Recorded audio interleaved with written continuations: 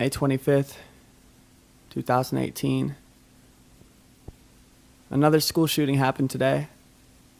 One will probably happen again next week and the week after that. I am no politician. I am not a lawmaker or a judge or a person of authority.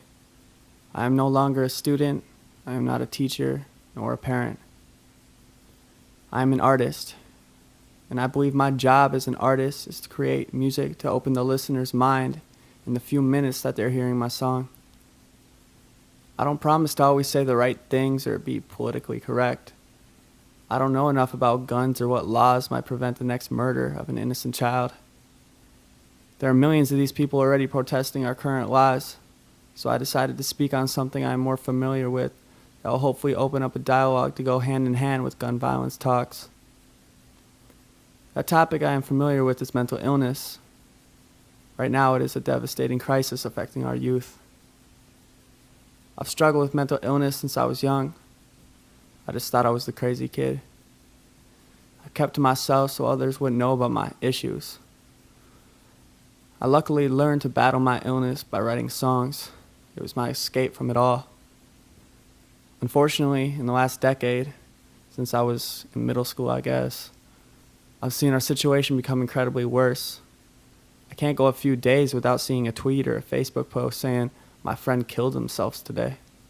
As a society, we have ignored countless signs of mental illness and blanketed these issues with prescription pills and stigmas that only polarize these kids who need help the most. Then we sit on our couches and see headlines reading, "Record high teen suicide," and "Kid brings a weapon to class," then act shocked and make it seem like they're just born quote-unquote crazy. These kids need way more than a handful of fucking Xanax. I'm not here to excuse or condone any violence, but just to shed a light on society's passive role in creating a mind inside a kid to do such horrific things to their peers. Now, this is not a letter about a racist, radicalized adult walking into a school and killing children, or shooting up a church or a Denny's. There is no fucking excuse for that. There is no helping someone who wants to hurt innocent people, and they should never be forgiven. I'm writing this because today on the news, I saw that a 12-year-old boy walked into a class and shot at his fellow students. No one was killed, but I turned off the TV and really asked myself, at 12, what was I doing? Was I at wrestling practice? Was I playing on my Game Boy? Maybe working up enough courage to talk to a girl in gym class? One thing that never crossed my mind was hurting myself or others. That doesn't mean that other kids don't go through these things and have these feelings. I think we need to take a step back and wonder what is really driving a boy who should be at band practice to want to die and take innocent classmates with him. I was advised not to speak on my song Johnny in this letter. I told my management team I was going to write it anyway. And I want to say a few things. Johnny is a 12-year-old boy, someone that you may know, but have no idea what is going on in his head. Johnny could be a girl who comes home with cuts on her arms, but her parents tell her it's a phase and she's going to grow out of it.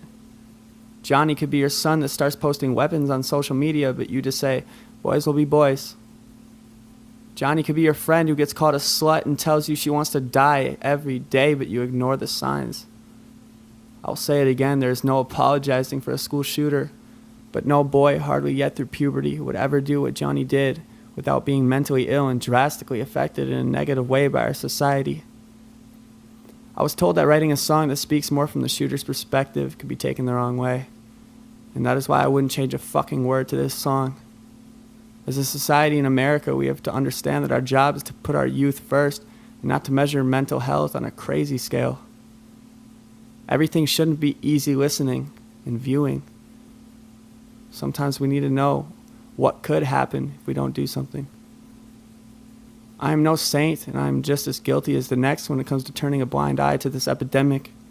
We need to learn to talk with our kids and realize that regardless of what politicians put into law, we can make a difference without them. A difference that can change the impact of 1 or 1,000 lives, maybe more. Something as simple as, "How's your mental health today?" Or, "I saw your tweet. Are you doing okay? Let's talk about it." This song was meant to cause a stir. It was meant to upset people. It was meant to really put the pressure on us as a society to combat mental health, starting from preschool onward. I didn't have someone at my school to talk about my feelings, and I was afraid to talk to my friends about it. I want that to end. I want there to be unlimited resources available in every public school for kids to let it all out and to know it's okay to be sad, but it isn't okay to give up. Most importantly, I wrote this song without a happy ending because there is no happy ending without us making a change. Before any law is put in place or before any therapist is put into our schools, a shooting will happen again. I end this letter by saying this. I am no politician. I'm not a lawmaker or a judge or a person of authority. I am no longer a student. I am not a teacher nor a parent. I am a human being.